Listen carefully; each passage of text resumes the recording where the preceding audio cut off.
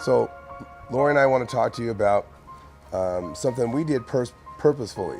We started playing tennis and we joined a club. And there was a lot of club members there, different people from different walks of life. And we befriended them and got to know them on a closer level, correct? Mm-hmm. And they often had social events on Saturday and Sundays. And a lot of times we didn't show up, we wouldn't do it on Sundays. Not a lot of times, most all the time, right? We just said, no, we're not gonna be there on Sunday. And they would ask us to join this social because they liked Lori. And they put up with me because they liked Lori so much. And they would say, come on. I go, no, we go to church. You know, if you want to do it in the afternoon, that's fine. So some of the other people, you know, after talking and playing with them and getting to know them and going out with them, we saw there was a group that kind of renewed their vow to Christ, and they went to other churches in the area, but then they started going, hey, we're going to Bible class, and hey, we're going to church, and it was really great to see other people, you know, just going back to church and recommitting themselves to God. And in the meantime, we got to meet people who wanted to talk to us. I think with purpose in mind, always. The girls that I played with on the court, I was interested in their personal lives and was able to help with problem solving or advice, and like to throw God in there a lot. And that's basically how I gained Shelley's trust. A lot of you know Shelley, and I gained her trust because she knew where I was coming from, that I had God in my life, and my life ran around him. And when she shared something intimate with me, in the parking lot of the club one night, it was pretty hard on her and serious, and she was crying. And so I said, let's pray right now. And that started the ball rolling with a Bible study, and ultimately I was able to baptize her, and it was an amazing journey for her and for I. We're very close now because of that.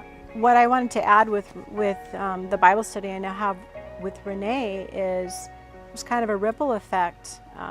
Shelley was so excited with her newfound love with God that when Renee was struggling personally and having to really slow down, not play tennis because of her injury, Shelley was the one that would talk to Renee as well and say, hey, you know, Lori and I talked and we shared the Bible together, and she has a lot of good things to say, and there's a lot of great things in there. You might want to talk to her about it. And that's kind of how my Bible study started with Renee. So, you know, you share with one and the ball keeps rolling. And then after that, Renee is dating a guy at the club, and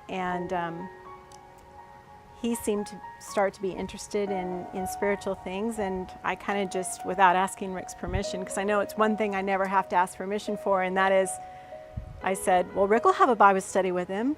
And she said, really? And I said, yeah, of course. And so by the next week, Rick had set up Bible study with Glenn. Yeah, we meet once a week, and we meet either at our house, his house, or a place in between, and it's so neat just to share Jesus, going through the book of John and just reading the chapters. And you know, it's funny because you don't think that you're qualified. You know what? We've done this for so long and read so much, and then the Spirit of God just puts these thoughts, and you just pray, Lord, just help me to say the right things today. And just the way of remembrance of the things that we study and we learn and putting that all together. It's just, I just love it. These studies are just amazing. They're so much fun. And just watching the light turn on and watching them get so excited about God. So think outside the box in all the places that you go, grocery stores, post office, when you're in the long line, anything, even in long lines at Disneyland, wherever it is. Think outside the box and always think, I can touch someone's life. But Rick and I really made this a purpose, and there was a purpose and a reason for us to be there, not only to enjoy tennis and to create some friendships, but also to introduce God. And so we would go to those gatherings. We would just make sure that we left before it got a little crazy. And and enjoyed ourselves because they're good people. They just need God introduced into their lives. And I feel that we've done that. We've planted the seed there. We were there about 5 years. We still have friendships there. They miss us, we miss them. There's a handful, big handful of them that we're still in contact with and always will be because of what we've shared with them when we were there. And I'm ready to move on to the next thing that God has for me. Bowling. Oh, okay.